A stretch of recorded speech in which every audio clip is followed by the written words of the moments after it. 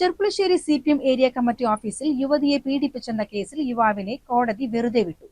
പീഡനം നടന്നെന്ന് തെളിയിക്കാൻ പ്രോസിക്യൂഷന് കഴിഞ്ഞില്ല.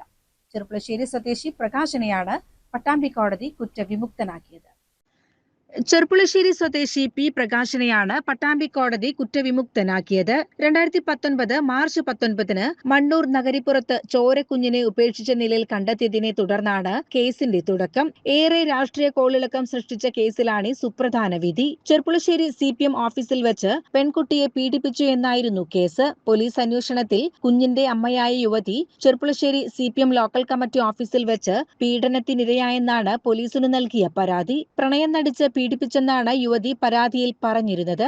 ഈ കേസിൽ ചെർപ്പുളശ്ശേരിയിൽ വർക്ക്ഷോപ്പ് നടത്തിയിരുന്ന പുത്തനാൽക്കൽ തട്ടാരുതൊടിയിൽ പ്രകാശനെ പോലീസ് അറസ്റ്റ് ചെയ്തു. ബിരുദ പഠന സമയത്താണ് യുവതിയും യുവാവും അടുപ്പത്തിലായെന്നും 2018 ജൂൺ ആദ്യ ആഴ്ചയിൽ കോളേജ് മാഗസിൻ തയ്യാറാക്കുന്നതിന്റെ ഭാഗമായി ചെർപ്പുളശ്ശേരി CPM പാർട്ടി ഓഫീസിൽ പോയപ്പോൾ യുവാവ് ജ്യൂസിൽ ലഹരിമരുന്ന് ചേർത്ത് മയക്കി പീഡിപ്പിച്ചെന്നുമാണ് FIR.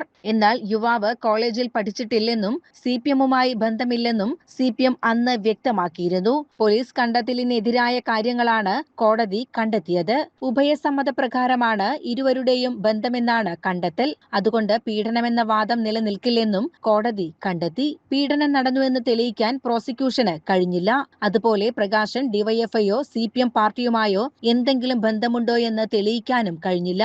പാർട്ടി ഓഫീസിൽ ഇത്തരമൊരു സംഭവം നടന്നതായി കണക്കാക്കാൻ പറ്റില്ലെന്നും കോടതി വ്യക്തമാക്കി. ഇതോടെയാണ് 7 വർഷം നീണ്ട നിയമ പോരാട്ടത്തിനൊടുവിൽ പ്രകാശൻ കുറ്റവിമുക്തനായത്.